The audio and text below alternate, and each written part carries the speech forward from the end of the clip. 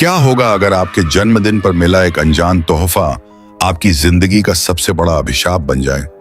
क्या होगा अगर एक साधारण दिखने वाली गुड़िया बिना बैटरी के चलने लगे, उसकी आंखों में दर्द दिखाई दे, उसके टूटे हुए हाथ से खून बहने लगे और उसे नष्ट कर देने के बाद भी वह बार बार आपके सामने लौट आए?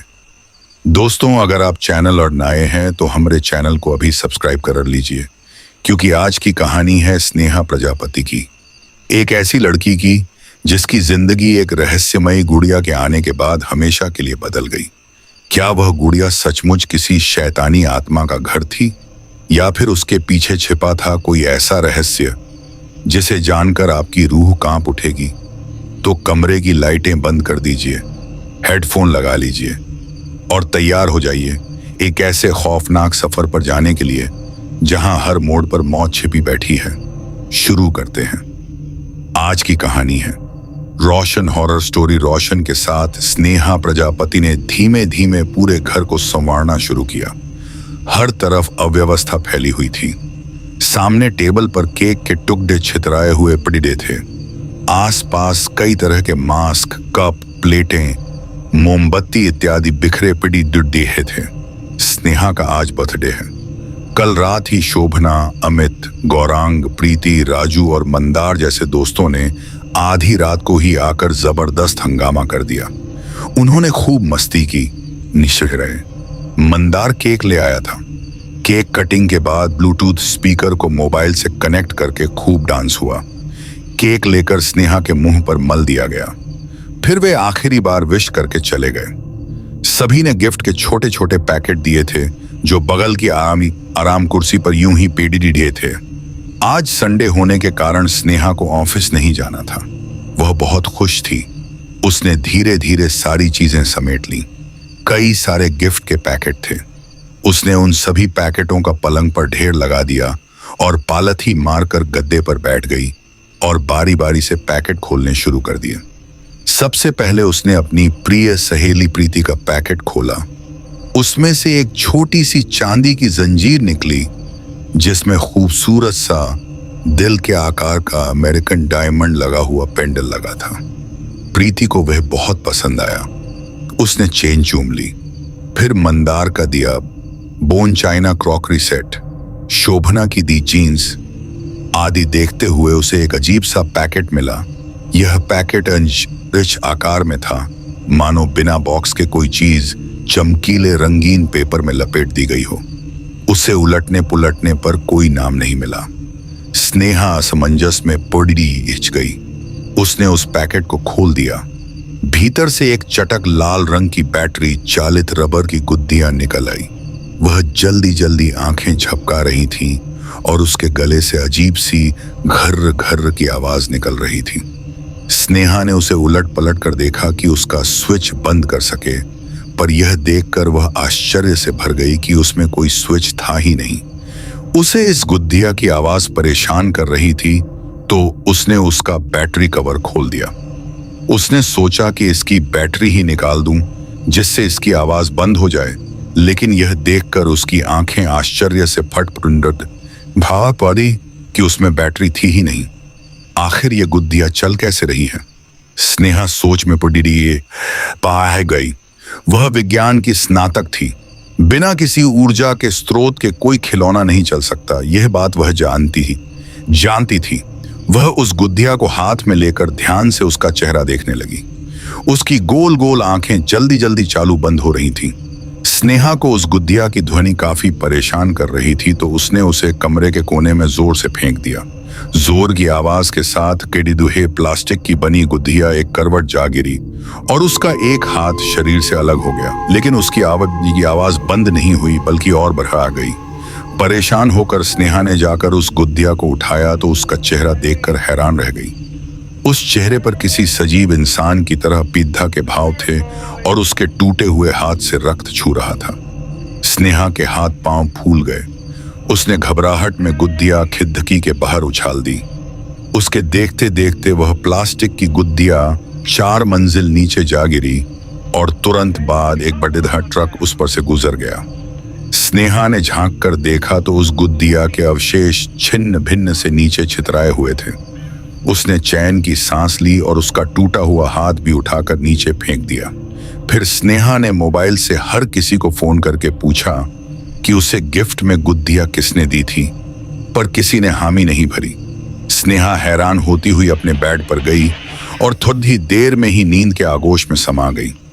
आधी रात को किर्र किर्र की आवाज से स्नेहा की नींद उड़ गई। उसने कुछ देर अनसुना करने की कोशिश की, लेकिन जब आवाज बढ़ती ही गई और बर्दाश्त से बाहर हो गई तो उसकी गहरी नींद टूट गई। और जब उसे वस्तु स्थिति का आभास हुआ तो उसकी आंखें आतंक से फट डाली। वही शैतान गुद्दिया उसके बिस्तर में पड़ी किर्र किर्र कर रही थी, जिसका क्रियाकर्म कल ही ट्रक द्वारा किया जा चुका था। स्नेहा के हाथ पांव फूल गए। उसका हृदय धद धद करता हुआ उसकी पसलियों में बजने लगा। आखिर ये गुद्दिया आई कहां से? वह पसीने से भीग गई। कल ही हर किसी ने साफ साफ कहा कि उसे किसी ने यह गुद्दिया नहीं दी है। कल उसकी आंखों के सामने एक ट्रक ने इस गुद्दिया की चिंदी चिंदी कर दी थी। स्नेहा को एक हॉरर फिल्म की याद आई जिसमें एक गुद्दिया पर शैतानी ताकत का साया था और वह लोगों का कुत्ल कर देती थी। स्नेहा बुरी तरह घबरा गई। उसने गुद्दिया को झटक कर फेंकना चाहा, लेकिन वह शैतानी गुद्दिया उसके मुंह के सामने हवा में आकर स्थिर हो गई और भयानक आवाज में हंसने लगी। स्नेहा की घिघी बंध गई। उसके मुंह से अजीब सी घरघराहट निकलने लगी और वह बेहोश हो गई। जब उसे होश आया तब सूरज की किरणें बेडरूम की खिदकी से आकर उसे सहला रही थीं। कल उसका जन्मदिन था। आज सोमवार को ऑफिस जाना पड़ेगा। अचानक स्नेहा को कल रात का देखा हुआ भयानक सपना याद आया, जिनमें एक गुद्दिया शैतानी हरकत कर रही थी। उसकी पीठ पर भय की एक सिहरन दौड़ गई। उसे वह सपना ऐसा लग रहा था मानो सब सच में घटित हुआ हो। वह एक पढ़ी लिखी आत्मनिर्भर लड़की थी। उसका परिवार गाजियाबाद में रहता था। वह अकेली मुंबई शहर में नौकरी करती और किराए के अपार्टमेंट में रहती थी। वह अपने दिमागी खलल पर मुस्कुरा पिटी। उसे अब ऑफिस की तैयारी करनी थी। उसने अपना पलंग व्यवस्थित किया। उसके मित्रों द्वारा दिए गए सारे तोहफे सामने डाइनिंग टेबल पर पड़े हुए थे, लेकिन यह देखकर उसके माथे पर बल पड़े गए कि वह रंगीन चमकीला पेपर डाइनिंग टेबल के पैरों के पास पड़े हुआ था, जिसमें कल लिपटी हुई गुद्दियां मिली थी। मतलब गुद्दिया झूठी नहीं थी। उसने कोई सपना नहीं देखा था। एक बार फिर पसीने की ठंडी लकीर उसकी गर्दन से पीठ के बीचों बीच बह चली। इस मुसीबत का कोई हल उसे नहीं सूझ रहा था, लेकिन वह यह नहीं जानती थी कि आगे जो मुसीबत टूटने वाली थी उसके सामने यह तो कुछ भी नहीं था। स्नेहा ने गुद्दिया की तलाश में इधर उधर देखा, लेकिन उसे वह कहीं दिखाई नहीं पड़ती। यह क्या हो रहा है? क्या मैं पागल हो रही हूं? स्नेहा बुदबुदाई। ऑफिस जाने के लिए देरी हो रही थी। स्नेहा ने सिर झटक कर टॉवेल उठाया और लपक कर बाथरूम की ओर बढ़ने गई। बाथरूम का दरवाजा खोलते ही उसे मानो बिजली का 10,000 वोल्ट का झटका लग गया। शैतानी गुद्दिया वॉश बेसिन में बैठी भीतर पैर लटकाए स्नेहा के टूथब्रश से दांत घिस रही थी। उसकी आंखें कटोरियों में जोर जोर से घूम रही थीं। स्नेहा को देखते ही उसने एक भयानक अट्टहास किया, फिर चिंचियाती सी आवाज में बोली, आओ आओ, ब्रश करोगी?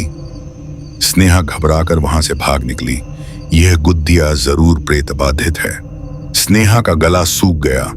वह जोर जोर से हांफती हुई फ्रिज के पास पहुंची हुई और पानी की बोतल के लिए फ्रिज खोला तो भीतर पड़ी ही दूध की प्लास्टिक की थैली पर उसकी नजर पड़ती थी। यह थैली यहां कैसे आ गई?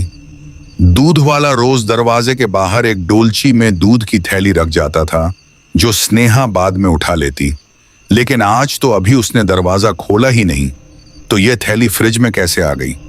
एक आहट पर उसने बाएं देखा तो गुद्दिया अपनी गोल गोल आंखें मटकाती खड़ी थी।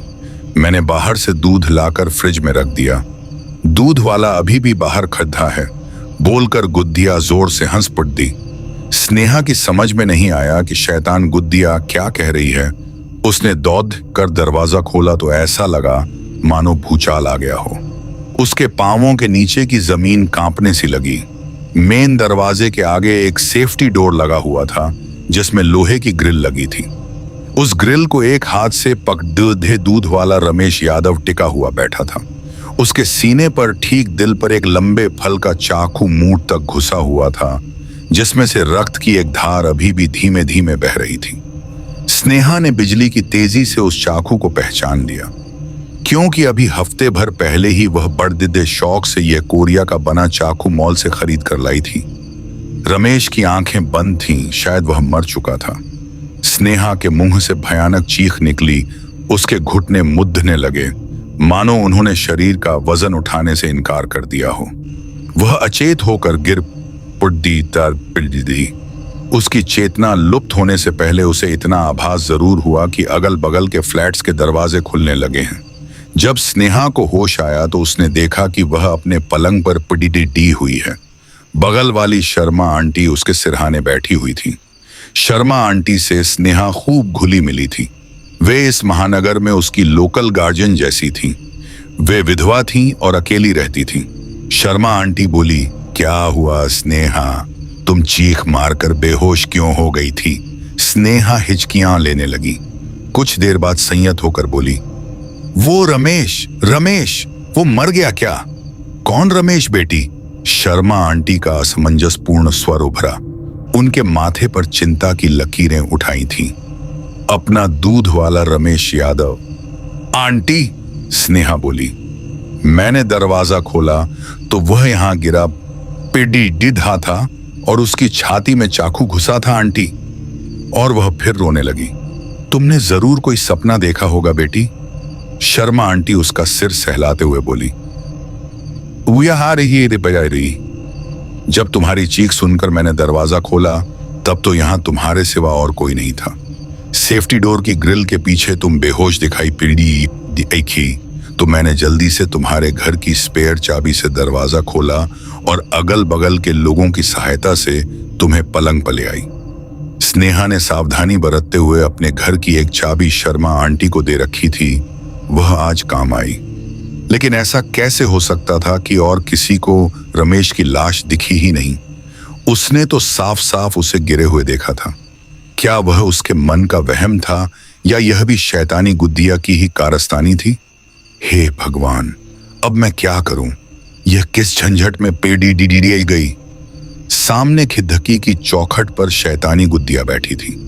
इस समय वह एक आम गुद्दिया की तरह निर्दोष लग रही थी। उसे देखते ही स्नेहा को अपार क्रोध आ गया। वह शर्मा आंटी से बोली, आंटी, यह सब उस गुद्दिया की कारस्तानी है। उसी ने कल से मेरा जीना दुभर कर रखा है। आप प्लीज उसे यहां से ले जाइए और कहीं दूर फेंक दीजिए प्लीज। शर्मा आंटी उसका मुंह देखने लगी। शायद इसके दिमाग पर किसी चीज का आघात पहुंचा है जिसके कारण यह अनाप शनाप बोल रही है। वे सोचने लगी, आंटी मैं सच बोल रही हूं। इतना कहकर स्नेहा फूट फूट कर रो पड़ी। आंटी उसका सिर सहलाने लगी। दोस्तों, क्या आपको लगता है कि स्नेहा के साथ जो कुछ हुआ वह केवल उसका भ्रम था, या सच में उस गुड़िया के भीतर कोई ऐसी दुष्ट शक्ति मौजूद थी जो इंसानों के बीच रहकर उनका जीवन बर्बाद करना चाहती थी? कभी कभी कुछ चीजें सिर्फ खिलौने नहीं होती, कुछ उपहार सिर्फ उपहार नहीं होते, और कुछ दरवाजे ऐसे होते हैं जिन्हें एक बार खोल दिया जाए तो फिर कभी बंद नहीं किया जा सकता। अगर आपको यह कहानी पसंद आई हो तो वीडियो को लाइक करें, चैनल को सब्सक्राइब करें और बेल आइकन जरूर दबाएं। और याद रखिए, अगर कभी आपको कोई ऐसा तोहफा मिले जिसके बारे में कोई कुछ न जानता हो तो उसे खोलने से पहले 2 बार जरूर सोचिएगा, क्योंकि हो सकता है उस पैकेट के अंदर कोई चीज आपका इंतजार कर रही हो। मैं हूं रोशन और आप सुन रहे थे रोशन हॉरर स्टोरीज। फिर मिलेंगे एक और सच्ची और रूह कंपा देने वाली कहानी के साथ। तब तक रात में अकेले पीछे मुड़कर मत देखिएगा।